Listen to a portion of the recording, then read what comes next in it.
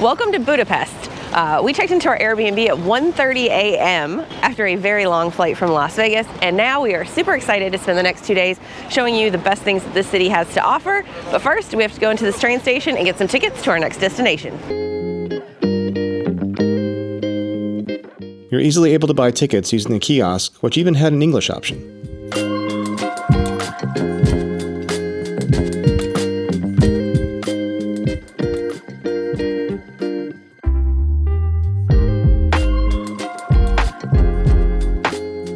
Our next stop was to get something to eat because we were both starving. Yeah, so we went to this very local Hungarian restaurant that had kind of all the classics. I ended up getting the beef goulash, which is just slow cooked like beef stew in this really beautiful paprika sauce, and I got the mashed potatoes with it. Super delicious. And I got the fried pork cutlet with some spätzle. Really, really good. Had a mushroom sauce. It's nice. Yeah, highly recommend the restaurant. Very affordable too. But now we have taken public transportation, which is very easy to use, by the way, to the city park.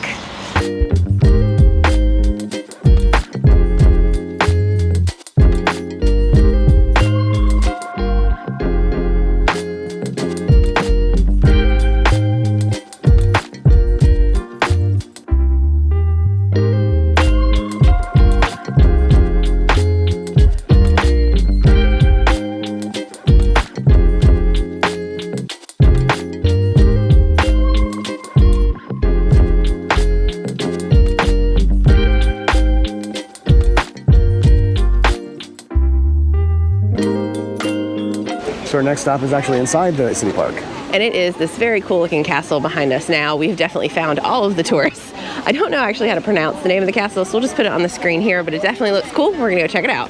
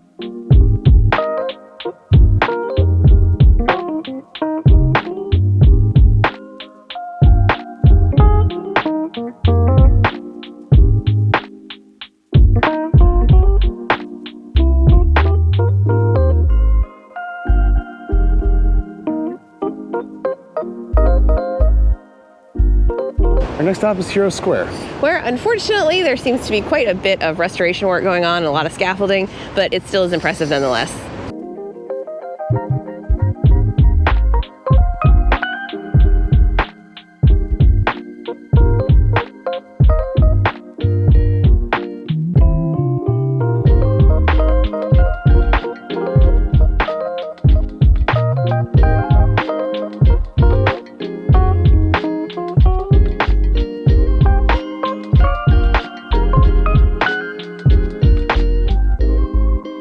So now we made it down to the Danube River. This river actually cuts what used to be two cities in half, Buda and Pest.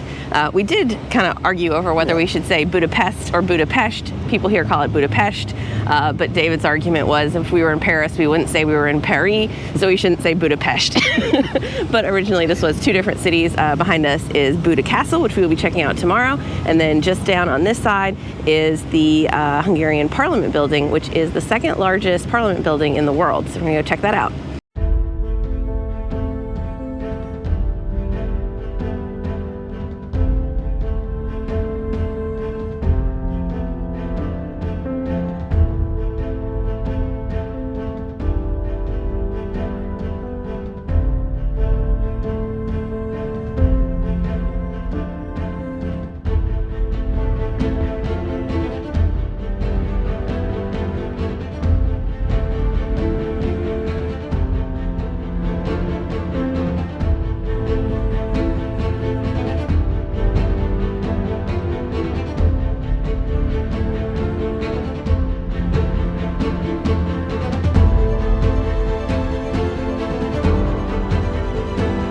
So after all that walking, we decided we deserved a drink, so we stopped by Pick Bistro. David got a local beer and I got a glass of rosé, and we had a great view of Parliament. Definitely recommend that place, even if it was just slightly a bit pricey. Our next stop was going to be the Shoes Along the Danube, which is basically a memorial to the Jewish Holocaust victims in this area, where a lot of times all that was left behind were their valuables, including their shoes, and they're kind of lined up along the river. But unfortunately, it's roped off right now, so we can't get to it. So I guess we're gonna keep on going.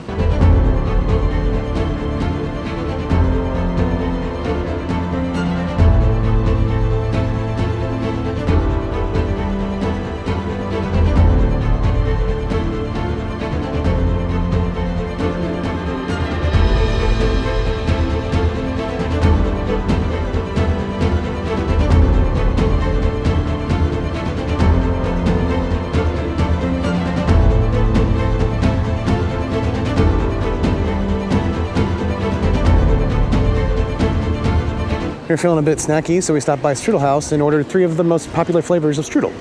We got apple, we got sour cherry and curd, and we got raspberry and curd. And I have to say the apple was both of our favorites.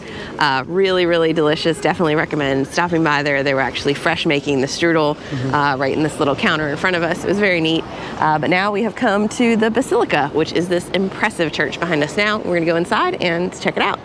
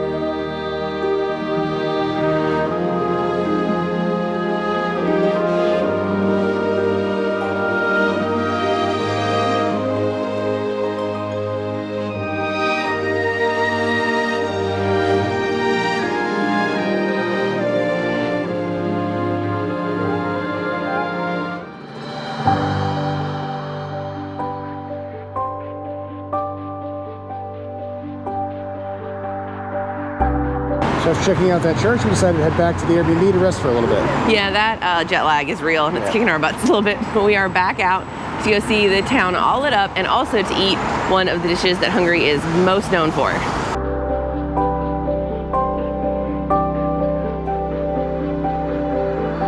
So just try langos at Retro Langos, which is like a fried bread with some savory toppings. Yeah, I was expecting it maybe to be a little bit more like the very crunchy fry bread that we had in Lithuania. It wasn't. It was more soft, like a donut. And then traditionally it comes with sour cream, garlic, and cheese. And then David also got the meat bomb, which had a bunch of different meats on it. Overall, it was good, but I don't think it's making it into like my top foods. I definitely thought that the goulash and the spätzle that we had earlier were much better. But now we've made it down to the Danube to check out all the buildings lit up at night.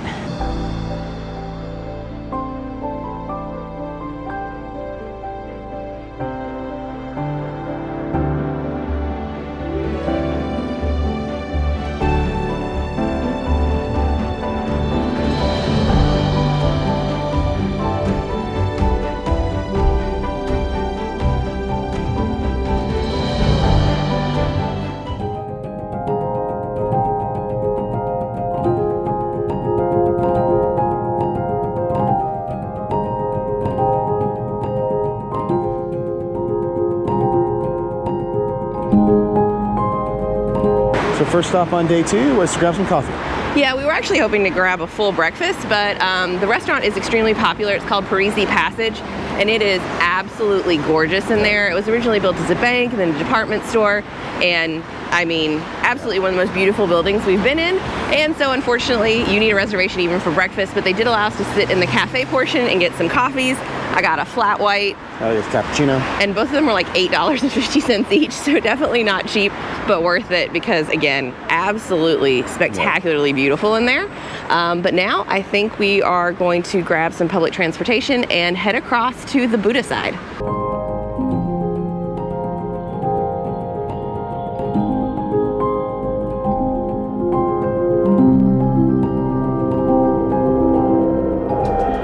Well, since we weren't able to get breakfast at the last place, we're going to get an early lunch here. Yeah, we went ahead and made it over to the Buda side. One thing I would recommend is downloading the app Budapest Go. You can buy all of your public transportation tickets on there, and then you just scan a code to validate them. It makes it super easy. Yeah. But I think we're going to try the restaurant behind us. It has some good recommendations online, and we're in the mood for some more Hungarian food.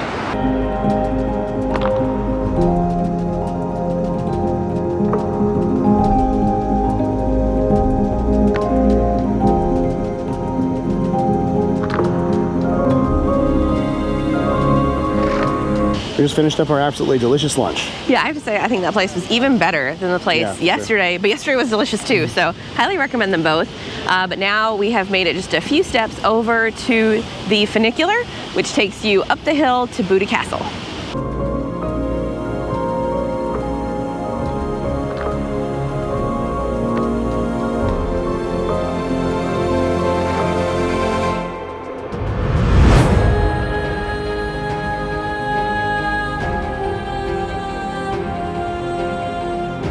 That funicular was a bit pricey.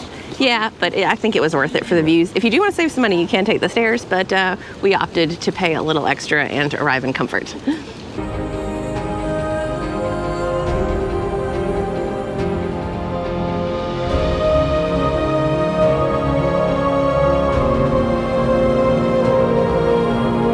Almost everything up here at the top of this hill is a reconstruction. Yeah, everything was pretty much destroyed in World War II, and then they rebuilt it all like it used to be, and they're still working on parts of it now.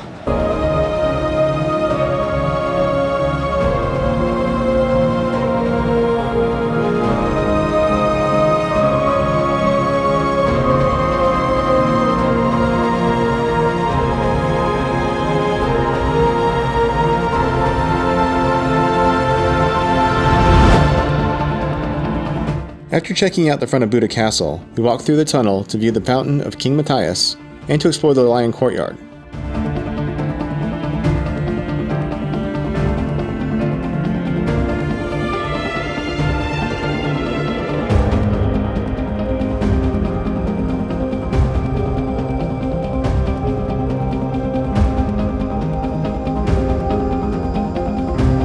We also saw the impressive Royal Riding Hall.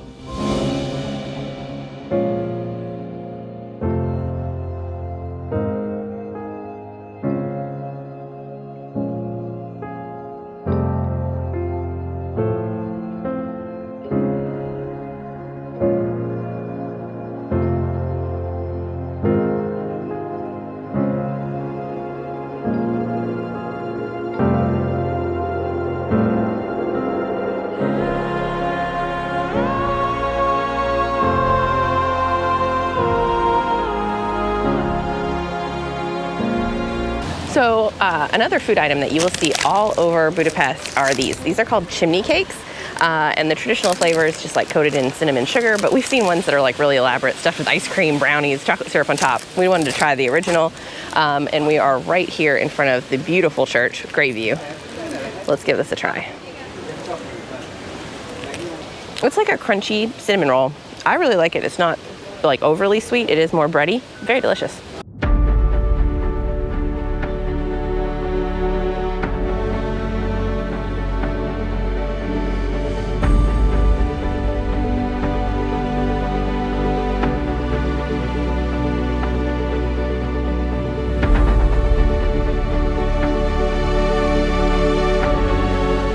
Just paid 1,200 Hungarian each to come up to Fisherman's Bastion. Yeah, the views up here are fantastic, especially of the beautiful tiled roof of the church, which we are going in next. One thing that is great here is that most of the attractions have a QR code you can scan to buy the tickets online, so you get to skip that whole long line.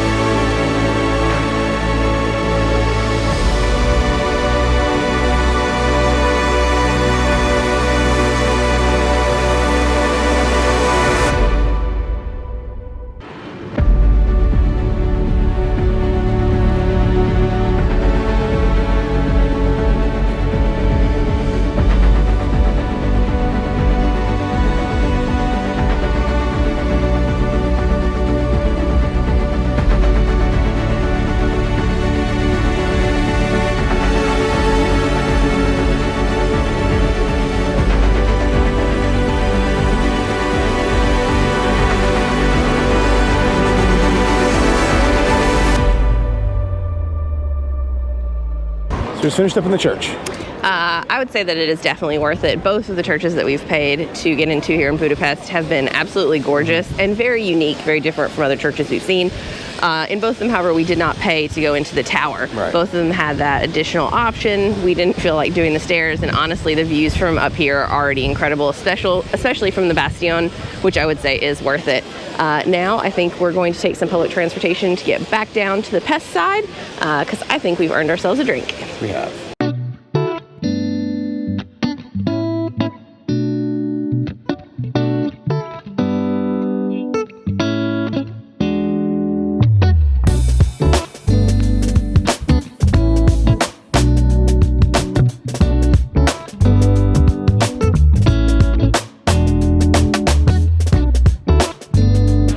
In Budapest, you'll find a lot of bars, and some of them happen to be what are called ruin bars.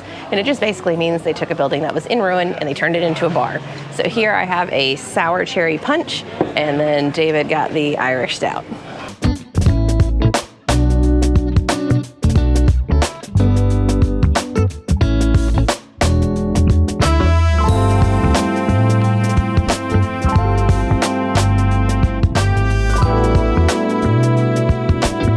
Now we're getting ready to head to our last meal in Hungary.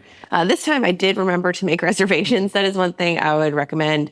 Budapest is a very touristy city, and the highly rated restaurants, they fill up. So we made a reservation today. We were able to get a reservation for 8:15. And then tomorrow we'll be getting up bright and early and heading to the train station for our first stop in Romania.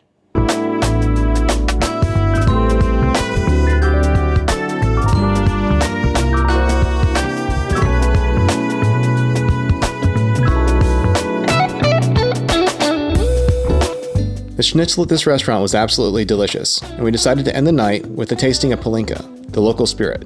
Let's just say it was an experience. So this was our Airbnb for the past 3 nights here in Budapest. It's a great location. Once you come in the front door, you see here, have a little toilet room with a little corner sink. And then here's the rest of the bathroom, a towel warmer, sink, washer, dryer, bathtub, and a very short little shower. Through here we had the living room and the kitchen. Nice big L-shaped couch and a nice big curved TV. Through here is the bedroom. We had some little makeshift kind of closet space here. And then there's also some up there. Look at a makeup table, nightstands, and we did have a fan. Across the hall here was the other bedroom. We just used this one for storage. Let's see, nice big bed there, little table and chair, and then it had a huge walk-in closet. So overall, really liked the place. It was walkable to everything on the Pest side. Well, those 2 very fun days in Budapest certainly weren't cheap. That Airbnb cost $259 for 2 nights. We spent $70 on transportation, $36 on entertainment, $33 at bars, $195 at restaurants and cafes, and then just $13 on groceries, which was basically a few bottles of water. That grand total, $606 or $303 per day. Thanks for watching, and as always, if you have any questions, comments, or suggestions, please leave them down below. If you haven't already, check out our other European cities playlist here.